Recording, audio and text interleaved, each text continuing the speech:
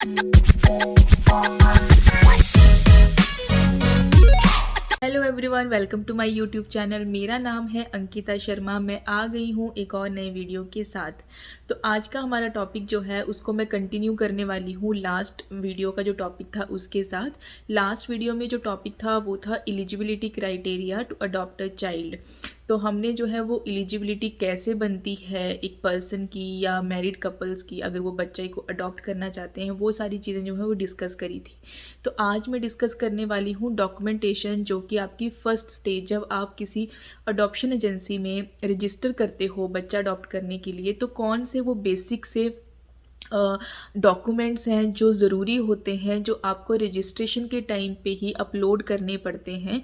वो डॉक्यूमेंटेशन सारी मैं आपके साथ डिस्कस करने वाली हूँ। मैंने आपको लास्ट वीडियो में जो मेरा डिस्क्रिप्शन बॉक्स था उसमें एक लिंक छोड़ दिया था जिसमें सारे रेगुलेशंस थे, रूल रेगुलेशंस थे अपडेटेड फॉर्म में जो 2022 में आए थे, ताकि आप लोग खुद से भी पढ़ सको। तो आज मैं जो बात करने वाली हूँ वो है डॉक्यूमेंट्स जो कि हम अपलोड करते हैं रजिस्ट्रेशन के टाइम, जब हम बच्चा अडॉप्ट करने के लिए अपना प्रोसेस जो है वो स्टार्ट करते हैं। तो चलिए शुरू करते हैं वीडियो को। तो सबसे पहला डॉक्यूमेंट जो हम अपलोड हमें करना पड़ता है वो है फ़ोटोग्राफ। अगर कोई सिंगल पर्सन जो है वो बच्चा अडॉप्ट करना चाहता है तो वो अपनी फ़ोटोग्राफ अपलोड करेगा, और अगर कोई मैरिड कपल है तो अपनी पूरी फैमिली की फ़ोटो जो है वो अपलोड करेंगे। उसमें हस्बैंड वाइफ या आपके ऑलरेडी कोई बच्चा है तो उसकी फ़ोटो भी अपलोड कर सकते हो। आप अपनी फैमिली फ़ोटो जो है वो, अगर आपकी फैमिली में कोई और मेंबर्स भी हैं तो आप पूरे परिवार की फ़ोटो जो है वो अपलोड कर सकते हो, क्योंकि आप उस बच्चे को एक पूरी फैमिली देने वाले हो। तो आप उसमें जो है वो पूरी फैमिली की फ़ोटो भी अपलोड कर सकते हो। लेकिन जो रिक्वायरमेंट है वो है आपकी हस्बैंड वाइफ और बच्चा। अगर कोई ऑलरेडी आपका बच्चा है बायोलॉजिकल, अगर आपका कोई ऑलरेडी बेबी है तो आप उसकी मतलब आप एक अपनी फैमिली की फ़ोटो जो है वो अपलोड करोगे। दूसरी रिक्वायरमेंट जो है डॉक्यूमेंट की वो है आईडी प्रूफ देना। और उस आईडी प्रूफ में क्या क्या चीज़ें आती हैं, उसमें जो है वो आईडी प्रूफ ही नहीं, आपका एज प्रूफ भी उसमें मांगा जाता है। जैसे आपका बर्थ सर्टिफिकेट हो जाता है, आपकी वोटर आईडी हो जाती है, आपका आधार कार्ड, पैन कार्ड अगर आपके पास अवेलेबल है तो वो भी आप दे सकते हो, अपलोड कर सकते हो। और साथ में अगर पासपोर्ट है वो भी आप उसमें लगा सकते हो। ड्राइविंग लाइसेंस है आपके पास वो भी आप अपलोड कर सकते हो। तो ये सारे डॉक्यूमेंटेशंस हैं, जैसे कि ये सारे डॉक्यूमेंट्स आपके आईडी में या फिर आपकी एज को डिफ़ाइन करने के लिए हैं जो वो मांगे जाते हैं। तो ये सारे आपको अपलोड करने पड़ते हैं।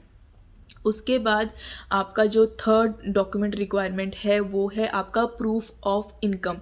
तो प्रूफ ऑफ इनकम में जो है वो आप अपनी सैलरी की लास्ट ईयर की रिसीट्स लगा सकते हो। अगर आप गवर्नमेंट एम्प्लॉई हो तो आप इनकम सर्टिफिकेट जो आपको गवर्नमेंट इशू कर दी है वो आप उसमें अपलोड कर सकते हो, या इनकम टैक्स की जो रिटर्न्स आप भरते हो वो आप वो कॉपीज़ आप उसमें अटैच कर सकते हो। और इसके बाद आता है आपका रेजिडेंस प्रूफ। आपका रेजिडेंस प्रूफ में कौन कौन से जो हैं वो डॉक्यूमेंट आ जाते हैं, इसमें आपका आधार कार्ड है, वोटर कार्ड है या पासपोर्ट है, करंट इलेक्ट्रिसिटी बिल जिस एड्रेस पे आता है वो भी आपका रेजिडेंस प्रूफ ही माना जाता है, टेलीफोन बिल है वो भी आपका रेजिडेंस प्रूफ ही माना जाता है। तो ये सारे डॉक्यूमेंट जो हैं वो आपके प्रूफ ऑफ रेजिडेंस में आते हैं। नेक्स्ट पॉइंट हमारा जो आता है वो तो नेक्स्ट डॉक्यूमेंट रिक्वायरमेंट है मेडिकल सर्टिफिकेट की, जो कि एक मेडिकल प्रैक्टिशनर जो है वो देता है, वो आपको अपलोड करना है, जिसमें कि ये कंफर्मेशन दी गई हो डॉक्टर के द्वारा कि आप मेडिकली फ़िट हो पूरी तरह से और आप बच्चा अडॉप्ट कर सकते हो। उसमें ये सारी कंफर्मेशन होनी चाहिए। आपका मेडिकल चेकअप होने के बाद ये उसने कंफर्म किया हो कि आपको ऐसी कोई भी लाइफ थ्रेटनिंग प्रॉब्लम नहीं है और आपकी लाइफ को कोई ऐसा खतरा नहीं है किसी भी बीमारी से, या फिर आपको कोई ऐसी मेडिकल प्रॉब्लम नहीं है जिसकी वजह से वो एक पर्सन से दूसरे पर्सन को होने वाली बीमारी हो। तो अगर जो बच्चा आप अडॉप्ट करोगे कहीं उसको कोई ऐसी बीमारी आपकी वजह से ना हो जाए, तो वो सारी चीज़ें जो हैं वो उसमें मेडिकल सर्टिफिकेट में लिखी हुई होती हैं कि आप मेडिकली फ़िट हो एक बच्चा अडॉप्ट करने के लिए। हाँ, अब जो मेडिकल सर्टिफिकेट है, अगर आप मैरिड कपल हैं तो आपको दोनों को अपना जो मेडिकल सर्टिफिकेट है वो देना होगा। सो नेक्स्ट डॉक्यूमेंट रिक्वायरमेंट है वो मैरिज सर्टिफिकेट। तो इन केस आप मैरिड कपल हैं तो आपको अपना मैरिज सर्टिफिकेट जो है वो अपलोड करना पड़ेगा। और अगर आप डिवोर्सी हैं तो आपको अपना डिवोर्स डिक्री जो है वो उसका डॉक्यूमेंट जो है वो अपलोड करना पड़ेगा। और हो सकता है कि आपका किसी स्पेशल लॉ के अंडर जो है वो आपका डिवोर्स या कुछ सेपरेशन हुआ है और उस लॉ के अकॉर्डिंग जो है वो आपको डिक्री वहाँ पे मैंडेटरी नहीं थी, तो उस केस में आप एक डिक्लेरेशन कोर्ट से लिखवा के लोगे कि आपके जो केस में जो है वो जो डिवोर्स डिक्री थी वो मैंडेटरी नहीं थी, लेकिन आप अभी बच्चा अडॉप्ट करना चाहते हैं, तो उस केस में आपको एक रिटन डॉक्यूमेंट चाहिए होगा जिसमें कि ये मेंशन्ड हो कि आप डिवोर्स्ड हैं या फिर आप अपने हस्बैंड से सेपरेट रह रहे हैं या आप अपनी वाइफ से सेपरेट रह रहे हैं और अभी आप एज अ सिंगल पर्सन जो है वो बच्चा अडॉप्ट करना चाहते हैं। इन केस आपका स्पाउस की डेथ हो गई है तो आपको डेथ सर्टिफिकेट जो है वो अपलोड करना पड़ेगा।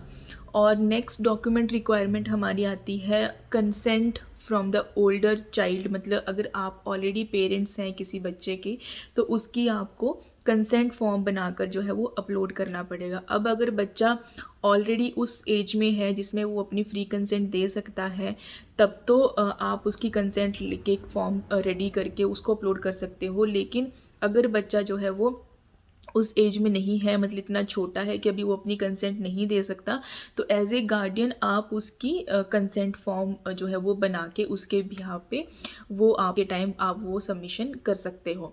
उसके बाद एक डॉक्यूमेंट और है, वो मैंडेटरी डॉक्यूमेंट नहीं है, बट इन केस आप सिंगल पर्सन है और बच्चा अडॉप्ट करना चाहते हैं तो एक रिलेटिव्स में से किसी की जो है वो अंडरटेकिंग एक रिलेशन में किसी से मांग के वो आप सबमिट कर सकते हो, अपलोड कर सकते हो, और which is not mandatory but एक वो एक रेफरल डॉक्यूमेंट होता है जो सबमिशन के लिए एक उसमें ऑप्शन रहती है।